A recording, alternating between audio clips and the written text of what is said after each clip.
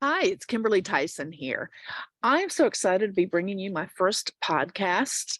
I have a lot to say. I've always been accused of that. Uh, Hopefully, you'll find some words of wisdom or have any questions. You can comment below. Also, start following me. I'm going to be posting these podcasts, posting the podcast about once a week. It'll be based on a newsletter that I'm sending out to my customers. So I'm calling in to the Zoom from beautiful Buchanan, Virginia. And it's gorgeous here. We are nestled in the Shenandoah Valley of Virginia at the very end of it near Roanoke, between Roanoke and Lexington. And it's been smoky here these last few days because we've had the Canadian fires. The winds have been bringing them down, the smoke from the fires. But you can still see the mountains today. And a couple of days past, you haven't been able to. But sitting out here in the country, loving it. The time of day the frogs are starting to croak. Doe and her fawn just walked through our backyard.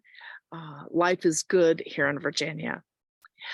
And it's probably one of the whys in my life. It's one of my visions, one of my whys to be in the country. I grew up in the country, and returning to the country, even though it's in Virginia instead of Florida, it's really important to me. And I just love being outdoors. My husband, Mark, he grew up in a city. So this has been all new for him the last 15 years, but he's loving it too. So, with that said, I'm going to get into what's going on with my why. Have you ever wondered about your why and your purpose? Our purposes and whys in life can change as we grow older. You know, you don't want the same things as we mature in life that we did when we were in our teens or 20s, even our 30s and 40s. Um, we become more established, hopefully, families, uh, friends, relationships. We've traveled, we've done a lot of things. And therefore, our whys can change. You can also have multiple purposes to address different areas of life. But what is your driving why at this moment? And why does it matter? What does this have to do with health and wellness? I'm the health and wellness, the oil diva. Let me tell you, it's got a lot to do with it. A lot. When we understand our own unique driving force, knowing our purpose, there is order. When we understand this part of ourselves, our environments come into alignment, our circumstances change, and miracles begin to happen. And who doesn't need miracles in their lives? Big and small, every day. I'll take them. In working with my mentor, coach, and friend, Eddie Villa, this past weekend, he brought this into total clarity for me. I had to share this with you because it is so affirming and uplifting. There's the first clue that it's important for your health and wellness. I've always struggled with my why in my doTERRA business. I'm a doTERRA wellness advocate. I started as a customer in 2016, and in about 6, 8 months decided I was going to do this as my career choice. And I have loved it, and I've never looked back. I came from corporate America, but in a cottage industry, the furniture industry. And I was in sales and marketing and distribution. Loved it, loved it, loved it. Worked my way up into executive management. And the last position I had was president of a multinational company out of Indonesia. So, why did I want to go into health and wellness? I've struggled with this why in my business. Why do I do what I do? Why is it important to me to be a doTERRA wellness advocate? How can I impart my passion to others about natural solutions to healthcare if I don't know why it drives me? For me, it goes beyond financial. Although that component is there, we all need to make a living. However, I could have picked a much easier field. Why did I put natural solutions in the front of what I wanted to do? And a network marketing company? Well, let's break it down. You can't define your purpose until you have a vision of what you want. Excuse me. I'm not speaking about goals nor the path to this vision. I'm addressing a vision of a specific accomplishment, something that you can see. For me, it was deciding years ago I wanted to be a keynote speaker at the annual doTERRA convention. I can see myself on that stage in front of tens of thousands of people, sharing my knowledge and experience and my passion for natural solutions to health. It's not a small vision. And let me tell you what happened recently.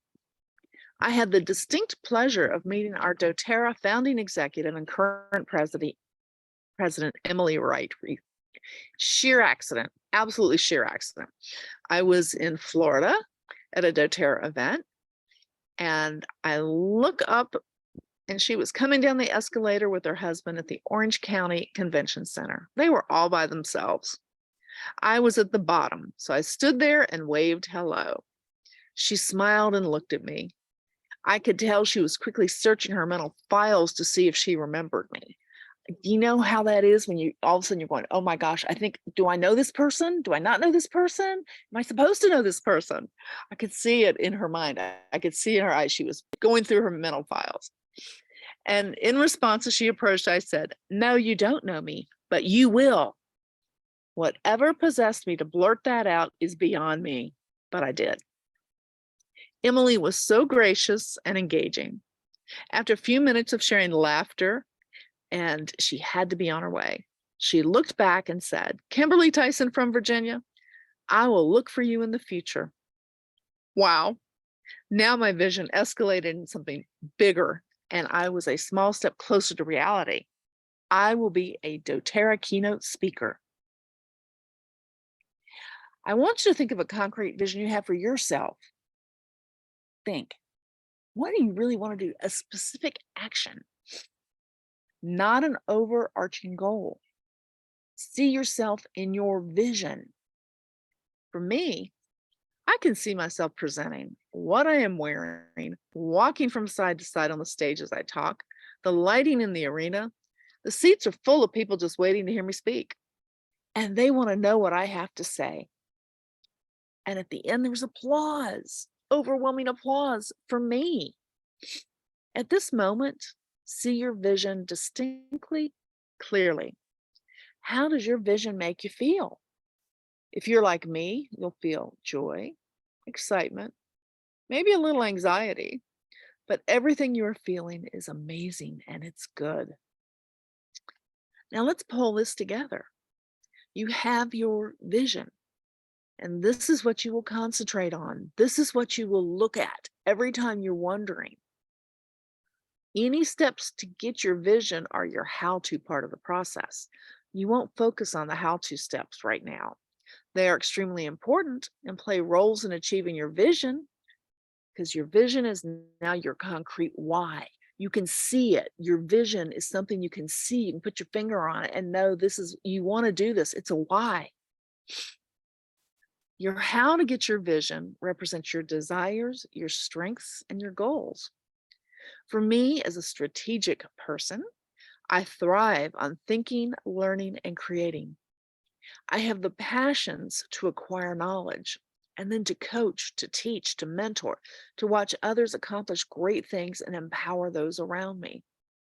Grow a garden, if you will. 6:02 p.m. I realize that my vision of becoming a keynote speaker at doTERRA all hinge on these desires, my strengths, and my goals. It is why I do what I do, and it makes me whole. My vision creates my ultimate why. So in conclusion, when you know your why, your purpose, there's joy. You live in your authentic self, can be more to others, incur less stress, and you will move mountains. I believe this ties directly to your emotional health and well-being. And when you feel good, you look good, and it has a direct impact on your physical health. And I think that's going to be a topic for another day, maybe next week. Thanks for joining me today. I hope you're having a fabulous day, and we'll see you again soon, or you'll hear me again soon. Hugs and health. Bye.